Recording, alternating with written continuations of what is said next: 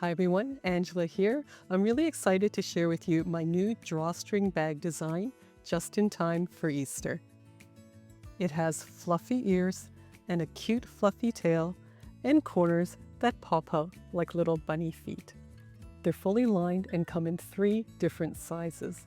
This is the large, this is the medium, and this is the small. These make the perfect handmade gift to fill with Easter goodies, and there's still plenty of time to make a few just before Easter arrives. Make sure you watch till the end because I'll show you how I make the tail and easily attach it to the bag, and I'll show you exactly what fits inside each size. The link for this pattern with the full tutorial and the tools I used can be found down on the left and in the description below. Patterns are only available on my official Notches Sewing website and Etsy store. I do not sell plastic templates. Out of the main fabric, cut 2 each of piece A, B, and C. Don't include the selvages, and if you're using a directional print, make sure the pattern is facing the correct way.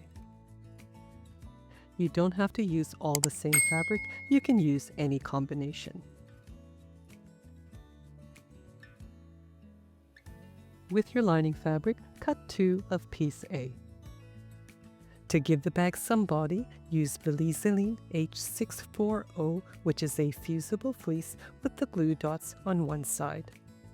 Cut 2 of piece A. You can also use heavy fusible interfacing instead of the fleece. To create a fluffy looking tail and ears, you can use a couple of different fabrics like this lightweight fleece. Cut 2 of piece C for the outer ears. You can also use faux fur or fun fur for the ears and tail. The fur on this is about 1/4 inch long. You should always cut the fur from the back. Cut the backing fabric only and not the fur so that the pile doesn't get chopped off and there's a lot less shedding. We'll use a different method for making the ears out of faux fur. Instead of cutting out the shape of the ears, cut 2 pieces 1/2 inch bigger all around. Have the lining pieces right sides together and place the pattern piece back on top. Either cut small notches at the bottom for the opening or just mark. I'm using a water-soluble ink pen.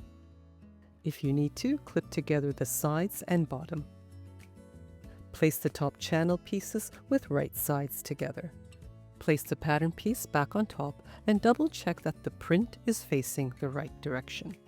Cut or mark the notches on each side. If you need to, clip between the notches. With the inner ears right side up, mark the notch at the bottom. If you're using fleece for the outer ears, place the inner ears on top with right sides together and clip around if you need to. If you're using the fur, check that the nap is in the right direction and then center the inner ear on top with right sides together. First pin down the center of the ear and then all around perpendicular to the edge. The fabric can shift a lot on this type of fur, so use as many pins as you need. I find this method works better than cutting out the shapes and clipping around.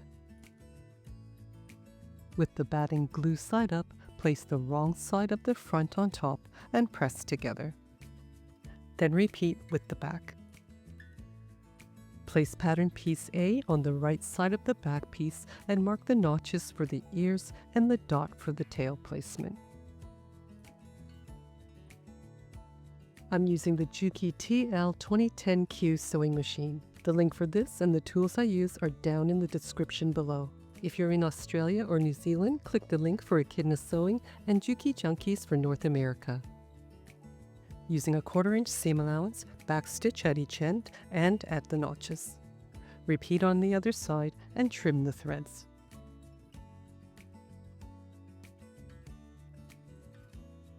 Separate the fabric and press open the seams flat with your fingers. Turn the fabric with right side up and edge stitch on either side of the seams. There's no need to backstitch, just trim the threads leaving little tails at each end.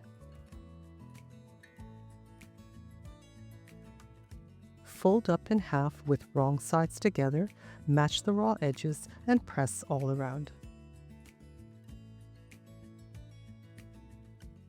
For the ears, have the fleece on the bottom, and with a 1/4 inch seam allowance, stitch around the sides, backstitching at the start and finish, and pivoting at the tip.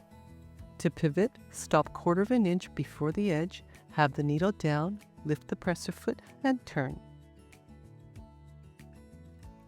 At the top of the ears, trim the seam down close to the point and the sides, being careful not to cut the stitching. Turn right side out and use a knitting needle or a point turner to carefully push out the tip. Also use it to push out the side seams. To sew the ears with the fur, you'll be using a 1/4 inch seam allowance, measuring in from the edges of the top piece. Backstitch at the start and finish, and pivot at the tip. The top fabric may really want to slip, so use an awl or a point turner to keep the edges in place. Trim away the extra fur and the seam allowance at the tip and sides. Remove the pins, turn right side out, and push out the tip.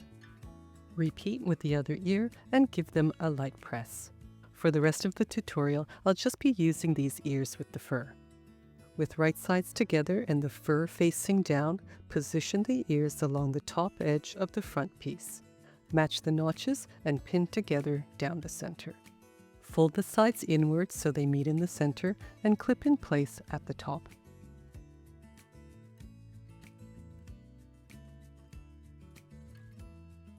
Stitch 1/8 inch from the edge to hold the ears in place. Make sure the print is running in the correct direction and place the front piece on top with right sides together. Match the edges and clip the sides and bottom together. Using a 1/4 inch seam allowance, stitch around the sides and bottom. Backstitch at the start and finish and pivot at the corners. Trim both corners, being careful not to cut the stitching. Using a 1/4 inch seam allowance, sew the lining along the sides and bottom, leaving an opening between the notches. Backstitch at the start and finish and at each notch, then trim the corners. If you're finding this video helpful, make sure to like, share, subscribe, turn on all notifications, and leave a comment below. As always, I'd love to know where in the world you're watching from. You can also show your support by becoming a member.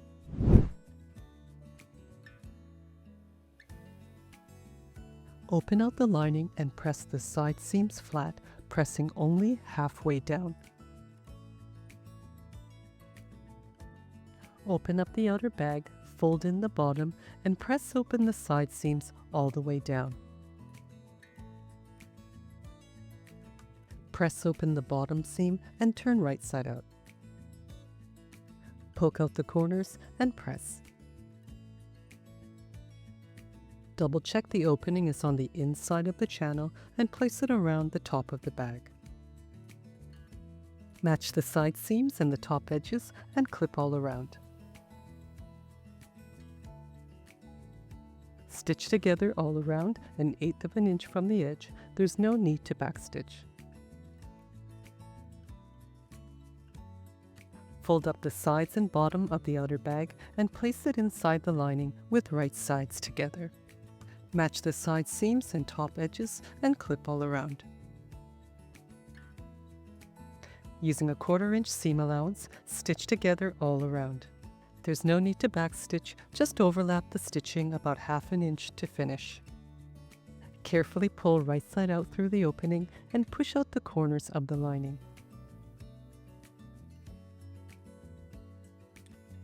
At the opening, fold in the seam allowances straight across.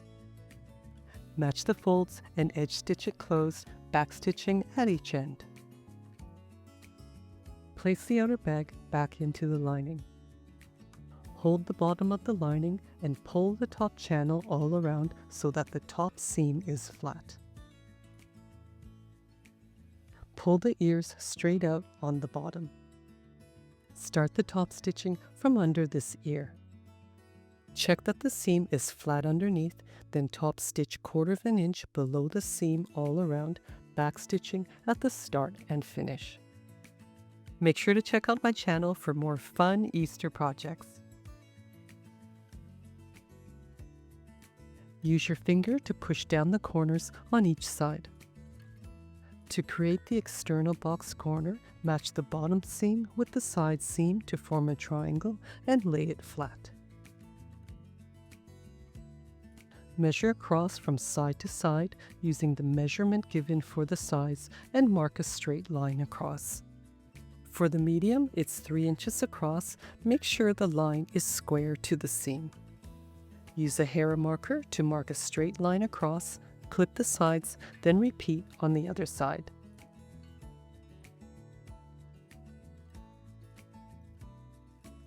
Stitch each corner straight across along the marked line, backstitching at each end.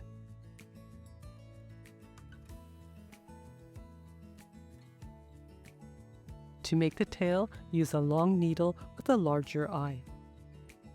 Also use stronger top stitch, denim, or upholstery thread. Measure out 2 arm lengths and thread the needle. Instead of tying a knot close to the ends, leave about 6 or 7 inches of thread and then tie a knot. The method for the fleece or fur tail is the same, but I'm going to show you 2 different types of knots that will work on either fabric. For the first method, begin by inserting the needle from the right side of the fabric through to the wrong side at the marked circle. Pull the thread through until the knot is about 1.5 inches from the fabric. Sew a 1/2 inch long running stitch all around the circle. As you sew, allow the fabric to slightly gather. When finished sewing all around, place the needle beside the first stitch and pull through to the right side. The slight gathering forms this small shallow well. On the right side, insert the needle twice between the threads under the knot. On the wrong side, fold in the fabric along the stitch line. As you're folding, pull in the raw edges to the center and hold in place with your thumbs.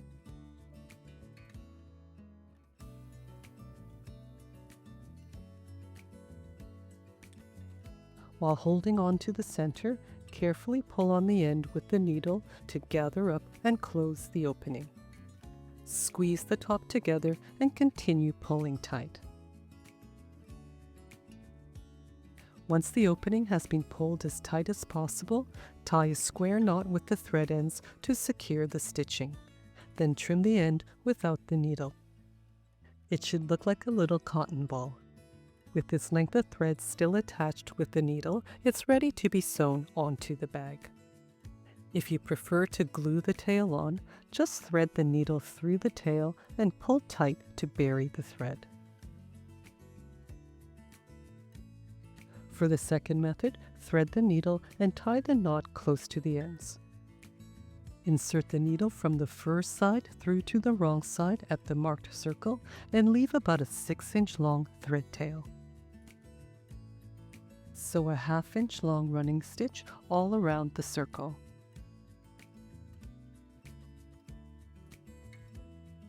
When finished sewing all around, place the needle right beside the first stitch and pull through to the right side. Pull on each end to slightly gather up the fur, forming a small well in the center. You want to have 2 long thread tails to work with. Place your left finger underneath the tail with the needle about 3 inches from the fur. Take the second thread tail and cross it over the first one, bringing it up from underneath and over the top of your finger. Hold both tails in place with your thumb and forefinger. Wrap the end of the second tail around both threads twice.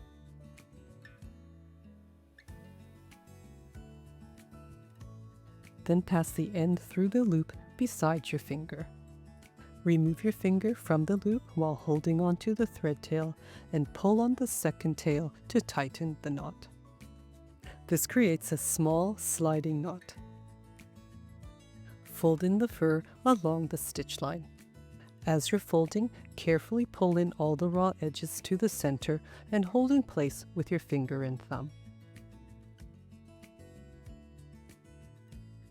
Carefully pull on the thread tail with the needle to gather up and close the opening. Keep squeezing together and pulling the thread tails until the fur completely covers the opening. Once it's pulled as tight as possible, tie a square knot to secure the stitching and trim the end without the needle. With this length of thread still attached with the needle, it's ready to be sewn onto the bag. If you prefer to glue the tail on, just thread the needle through the tail and pull tight to bury the thread. To glue the tails on, apply a small amount around the opening and press it onto the marked position on the back of the bag.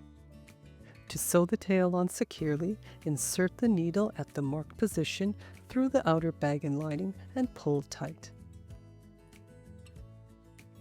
Position the tail so that the center back opening sits above the thread. Hold the tail in place and push it up against the bag until the lining is visible. Also push down the sides of the bag so they're out of the way. Feel for the center opening of the tail and push your thumb in to hold it in place. We'll stitch around the opening to secure the tail firmly on the bag, keeping it from hanging loose. Insert the needle right beside the thread through all the layers, making sure to catch the tail. Bring the needle back up about ½ inch away from the previous stitch. Continue stitching in the same way, working in a small circle around the opening of the tail. Pull firmly after each stitch.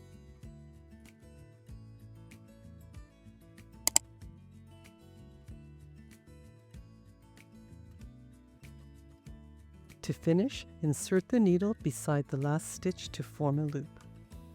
Pass the needle through the loop, pull tight, and repeat. Insert the needle right beside the knot and out through the tail to bury the end. The tail should sit just on top of the mark. At the seam, fold the ears down and give it a light steam. Cut the 2 lengths of ribbon or cord for the drawstring. The ribbon I'm using is 3/8 of an inch wide. Use a bodkin or a safety pin to pull it through. Thread the drawstring into the opening on one side and thread it all the way around so that it comes back out the same opening. Check that the ribbon isn't twisted, then match the ends and tie them together in a knot. Then trim the ends on an angle. Repeat with the other drawstring, starting from the other side. This small bag I made with fleece ears and a fleece tail. It'll hold a small chocolate rabbit and several chocolate Easter eggs. Tie the top and spread the ears apart for the cutest little treats bag. The medium-sized bag that was just made will hold a larger chocolate Easter egg and several more chocolates. The large size bag will easily hold a dozen cookies I just baked. This one I made with baby corduroy and contrast inner ears. I hope you have lots of fun making these bags out of your favorite fabrics. Thanks again for all your support. Take care and happy sewing.